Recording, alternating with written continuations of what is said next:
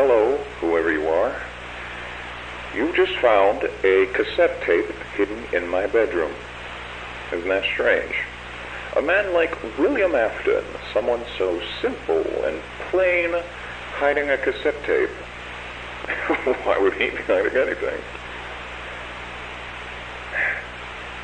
I'm sure that if you're from around here, you've heard of the somewhat recent happenings with Freddy Fazbear's Pizza. 3 cases of 1 and 1 case of 2. All of them adding up to the 5 missing children of Freddy's. That was me.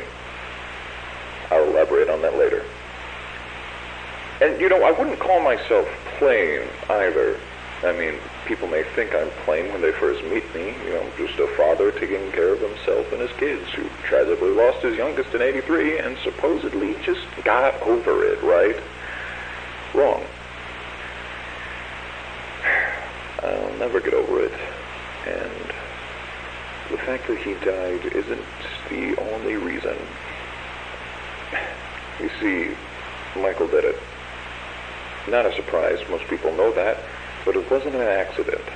He keeps saying it was, but he's a liar. He hates me, and he hated Joseph.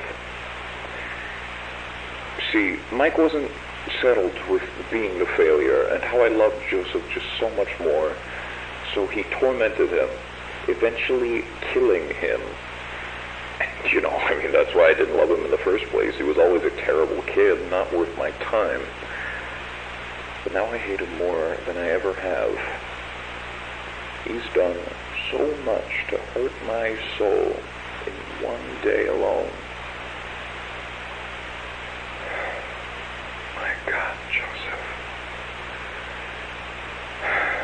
Ever since he killed him, I've wanted to put my hands around his neck and just squeeze the life out of his lungs. But of course, if I ever did that, I'd get caught.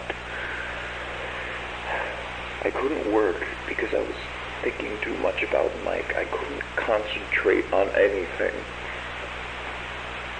The papers started piling up, and it kept fogging up my mind, and I needed a release. Then I had an idea. Maybe it didn't necessarily have to be Michael. It could be any other brand as long as I like them. Now, where do all of those children go? Freddy Fazbear's Pizza. And hey, if they're like Michael, they deserve it. I went up there about 4 times, picked the worst kids of the bunch, took them back, and I gave it to them.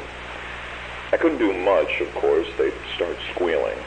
So I made it quick enough to be efficient, but long enough to make it last. It was hell for them, but it was heaven for me. And then I leave, without the slightest bit of guilt. So there you go. And now that you've heard this, you should know that I check this spot every day to see if this tape is moved.